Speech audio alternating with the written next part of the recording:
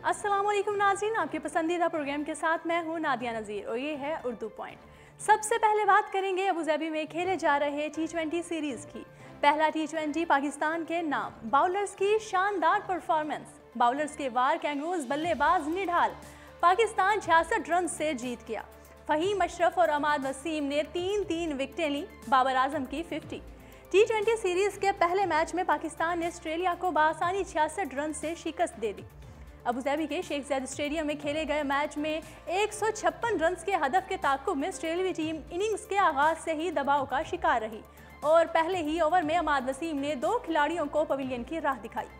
उसके बाद फ़हीम अशरफ ने चौथे ओवर में इंग्लैंड की अहम विकेट हासिल की, जबकि इसी ओवर में फ़खर जमान के मिकडरमोट को रन आउट करके ऑस्ट्रेलियाई टीम की मुश्किलात में मज़ीद इजाफा कर दिया। 5वें ओवर में 22 के मजमूई स्कोर पर अमाद वसीम ने एलेक्स कैरी को कैच आउट करके आधी कैंगरूज टीम को पवेलियन की राह दिखाई। ऑस्ट्रेलिया की जानिब से नाथन कार्चनेल 37 रन बनाकर नुमाया बल्लेबाज रहे, जबकि एशंथन अगर ने भी 19 रन की इनिंग्स खेली। पूरी ऑस्ट्रेलियाई टीम 70वें ओवर में 99 रन पर पवेलियन लौट गई। पाकिस्तान की जानिब से अमाद वसीम ने 3 जबकि शाहीन शाह अफरीदी और फ़हीम अशरफ ने 2-2 खिलाड़ियों को आउट किया। हसन अली और शादाब खान के हिस्से में भी एक विकेट आई। अमाद वसीम को शानदार बॉलिंग पर मैच का बेहतरीन खिलाड़ी करार दिया गया। इससे कबल पाकिस्तान की जानिब से फ़खर जमान और बाबर आजम ने इनिंग्स का आगाज़ किया, लेकिन 32 के मजमूई रन पर फ़खर जमान अपनी विकेट गंवा बैठे और स्टेन लेग की गेंद पर 14 रन बनाकर आउट हुए। फ़खर जमान की आउट होने के बाद मोहम्मद हफीज़ और बाबर आजम के दरमियान 73 रन की पार्टनरशिप हुई। ताहम 105 के मजमूई स्कोर पर मोहम्मद हफीज़ 39 रन बनाकर आउट हो गए। 105 रन पर दूसरी विकेट गिरने के बाद 6 खिलाड़ी सिर्फ 28 रन का इजाफा कर सके। हुसैन तलत 9, आसिफ अली 2 और शादाब खान 1 रन, जबकि फ़हीम अशरफ, कप्तान सरफराज अहमद और अमाद वसीम बगैर कोई रन बनाए आउट हुए। 9वीं विकेट की शराकत में बाबर आजम और हसन अली ने जारहाना खेल पेश किया और हसन अली ने 1 छक्के और 2 चौकों की मदद से 17 रन बनाकर नॉट आउट रहे। बाबर आजम की 78 रन की इनिंग्स की बदौलत पाकिस्तान ने ऑस्ट्रेलियाई टीम को 156 रन का हदफ दिया। ऑस्ट्रेलिया की जानिब से स्टेनली और टाई ने 3-3 खिलाड़ियों को आउट किया। उससे कबल ऑस्ट्रेलिया ने पाकिस्तान के खिलाफ पहले T20 में टॉस जीतकर फील्डिंग का फैसला किया। हालिया दौरे में मेज़बान पाकिस्तान ने ऑस्ट्रेलिया को 2 टेस्ट मैचेस की सीरीज़ में 1-0 से शिकस्त दी, जिसके बाद अब दोनों टीमों के दरमियान 3 T20 मैचेस की सीरीज़ खेली जाएंगी। T20 सीरीज़ का दूसरा मैच 26 अक्टूबर को और आखिरी T20 28 अक्टूबर को दुबई में होगा। याद रहे, पाकिस्तान को T20 रैंकिंग में नंबर 1 बरकरार रहने के लिए ऑस्ट्रेलिया से एक मैच लाजमी जीतना होगा, जबकि ऑस्ट्रेलिया को पहली पोजीशन हासिल करने के लिए पाकिस्तान से सीरीज़ में 3-0 से जीतनी होगी। और दूसरी जानिब कामयाबी के लिए कौमी कप्तान बॉलिंग अटैक के शुक्रगुजार। कौमी कप्तान सरफराज अहमद ने ऑस्ट्रेलिया के खिलाफ कामयाबी के बाद पाकिस्तानी बॉलिंग अटैक को फतह का क्रेडिट देते हुए कहा है कि इसी की बदौलत अपने हदफ का दिफा करने में कामयाब रहे। उनका कहना था कि उन्हें चंद ऐसे खिलाड़ियों की भी खिदमात हासिल हैं जो ज़रूरत पड़ने पर बड़ी हिट मार सकते हैं। यही वजह थी जिस पर चंद खिलाड़ियों को बैटिंग ऑर्डर में ऊपर भेजा गया। ताहम मोहम्मद हफीज़ और बाबर आजम की तारीफ करना होगी, जिन्होंने खूबसूरत खेल का मुजाहिरा किया।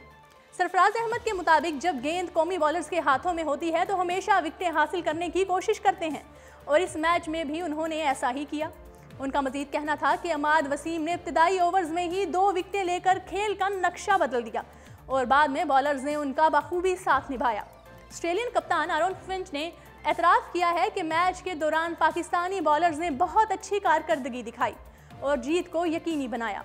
उनका कहना था, अगरचे कैंगरूज बॉलर्स ने अब भी अच्छी बॉलिंग की, ताहम किस्मत उनके साथ नहीं थी, जबकि पाकिस्तानी बॉलिंग में भी काफ़ी वैरायटी है।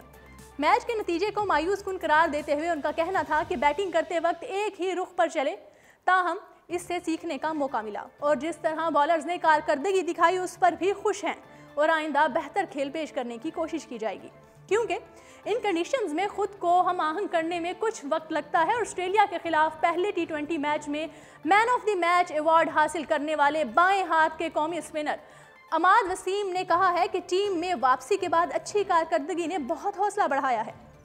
उनका कहना था कि बॉलिंग के आगाज़ में बुनियादी बातों पर तवज्जो दी और कोशिश की कि विकेट टू विकेट बॉलिंग की जाए और हरीफ बैट्समैनों को स्ट्रोक्स ना खेलने दिए जाएं।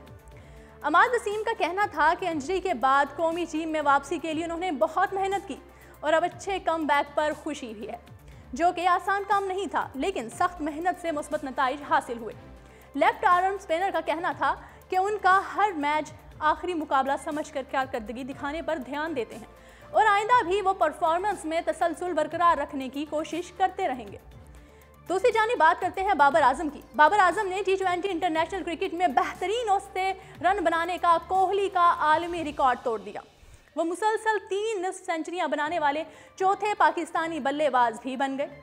पाकिस्तानी बल्लेबाज बाबर आजम ने T20 इंटरनेशनल क्रिकेट की तारीख में बेहतरीन औसते रन बनाकर नया आलमी रिकॉर्ड कायम कर दिया। उन्होंने 2016 से 2018 के दौरान 21 मैचेस में 57.57 की औसत से रन्स बनाकर भारतीय बल्लेबाज विराट कोहली का बेहतरीन औसत से रन्स बनाने का आलमी रिकॉर्ड तोड़कर ये संगे मील अबूर किया। बाबर आजम ने 806 रन्स बना रखे हैं, जिसमें उनकी 6 शानदार निस्फ सेंचुरियां भी शामिल हैं। 97 T20 मैचेस में उनका बेहतरीन स्कोर, जबकि कोहली ने 62 मैचेस में 48.68 की औसत से 2102 रन्स बना रखे हैं। उसके साथ साथ बाबर आजम की T20 क्रिकेट में मुसलसल 3 निस्फ सेंचुरियां स्कोर करने वाले चौथे पाकिस्तानी बल्लेबाज भी बन गए हैं। बाबर ने इससे कबल रवां साल वेस्टइंडीज़ के खिलाफ खेले गए मैचेस में 97 और 51 रन्स की इनिंग्स खेली, जबकि उन्होंने बुध को ऑस्ट्रेलिया के खिलाफ खेले गए पहले T20 मैच में 68 रन्स की इनिंग्स खेली। पाकिस्तान की जानिब से इससे कबल शाहिद अफरीदी, उमर अकमल और मोहम्मद हफीज़ को भी मुसलसल 3 इनिंग्स में निस्फ सेंचुरियां बनाने का एजाज़ हासिल है। जी नाज़रीन, आपको बताते चलें कि स्पॉट फिक्सिंग केस में तहकीकात आगे बढ़ाने के लिए अल जज़ीरा T20 टीवी ने इंटरव्यू से राब्ता कर लिया है। अल जज़ीरा टीवी की दस्तावेजी फिल्म में क्रिकेट करप्शन को बेनकाब करते हुए बताया गया है कि 15 इंटरनेशनल मैचेस में 2 दर्जन के करीब फिक्सिंग के वाक़यात हुए हैं। इनमें 7 इंग्लैंड, 5 ऑस्ट्रेलिया और 3 पाकिस्तानी क्रिकेटर्स मुलव्विस हैं। इस स्कैंडल में काम करने वाले रिपोर्टर्स ने कहा कि एक इंटरव्यू में कहा कि अल जज़ीरा टीवी इंटरपोल के साथ राब्ते में है। हम इदारे के हुकाम को शवाहिद फराहम करना चाहते हैं। इल्ज़ामात की तफसील और सबूत इंटरव्यू को इंटरपोल को फराहम करना होंगी।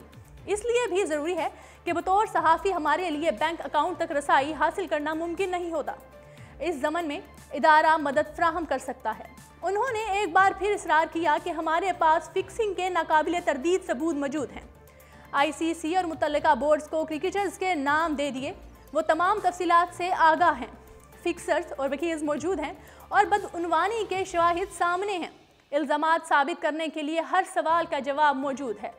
दूसरी जानिब ICC के general manager anti corruption unit Alex Marsh ने कहा है कि हमारी तहकीकात जारी और हम अल जज़ीरा की तरफ से मुकम्मल मुआवनत चाहते हैं। उन्होंने कहा कि इन इल्ज़ामात में कोई सदाकत नहीं कि कौंसल क्रिकेट में बदउनवानी के मामले को संजीदगी से नहीं लेती। दूसरी जानिब अल जज़ीरा फिक्सिंग स्कैंडल पर PCB ने टेस्ट क्रिकेटर उमर अकमल को इंक्वायरी के लिए तलब कर लिया। लाहौर कलंदर की तकरीब में PCB के चीफ ऑपरेटिंग ऑफिसर सुभान अहमद ने बताया, इस वीडियो में उमर अकमल का तस्करा हुआ है और उनकी तस्वीर भी अनिल मुनव्वर के साथ देखी जा चुकी हैं। इसलिए हम इस मामले की छानबीन करना चाहते हैं ताकि इस मामले को दुरुस्त तरीके से हैंडल किया जा सके। सुभान अहमद का कहना था कि फिक्सिंग पर हमारी ज़ीरो टॉलरेंस पॉलिसी है। हम इस मामले को नज़रअंदाज नहीं कर सकते। बज़ाहिर एक तस्वीर ये साबित नहीं करती कि उमर अकमल ने कुछ गलत किया, इसलिए क्रिकेटर को बुलाकर उनसे सवालात करेंगे ताकि बोर्ड भी किसी नतीजे पर पहुंच सके। इस हवाले से ICC से रजू करके वीडियो और दूसरी तफसीलात के लिए राब्ता किया है ताकि मामले की तह तक पहुंचा जा सके। उमर अकमल के खिलाफ पहले T20 इंटरव्यू में फिक्सिंग ऑफर्स के एतराफ़ के बारे में सवाल पर सुभान अहमद ने बताया कि इस इशू पर ICC ने रजू किया था, वो अब तमाम मामले को देख रहे हैं। ICC भी अलग से फ़िलहाल कोई पूछ-गूछ नहीं कर रहा। पहले गवर्निंग बॉडी कोई फाइंडिंग रिपोर्ट तैयार करेगी, फिर हम जायज़ा लेंगे कि मज़ीद कुछ करने की ज़रूरत है या नहीं। अहमद शहजाद को शोकाज नोटिस जारी करने के बाद उनकी तरफ से रद्द अमल सुभान अहमद का कहना था कि अभी तक अहमद ने बोर्ड से रजू नहीं किया। 25 अक्टूबर तक उन्हें जवाब जमा कराने का कहा गया था। देखते हैं कि वो अपने जवाब में किस हद तक मुतमईन करने में कामयाब होते हैं। उसके बाद हम फैसला करेंगे कि मज़ीद किस कार्रवाई की ज़रूरत है या नहीं। जी नाज़रीन, अब बात करेंगे एशियन हॉकी चैम्पियन ट्रॉफी की।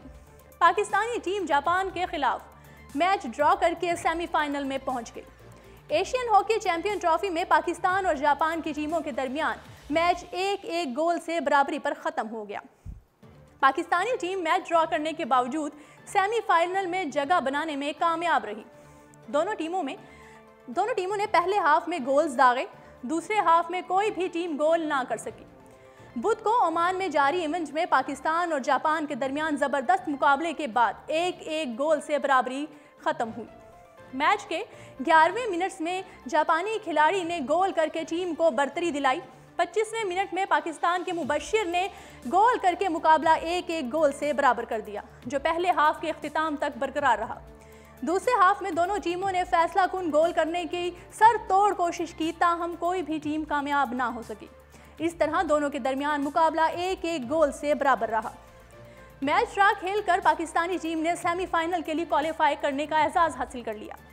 पाकिस्तानी टीम इवेंट में अपना 5वां और आखिरी मैच आज जुमेरात को मलेशिया के खिलाफ खेलेगी। इससे कबल खेले गए मैचेस में पाकिस्तान ने 2 जीते और 1 ड्रॉ खेला, जबकि 1 में उसे शिकस्त का सामना करना पड़ा। जी नाजरीन, उर्दू पॉइंट के लाइव स्टूडियो से फिल वक्त इतना ही। मज़ीद तफसीलात के साथ फिर होती है मुलाकात। देखते रहिए उर्दू पॉइंट।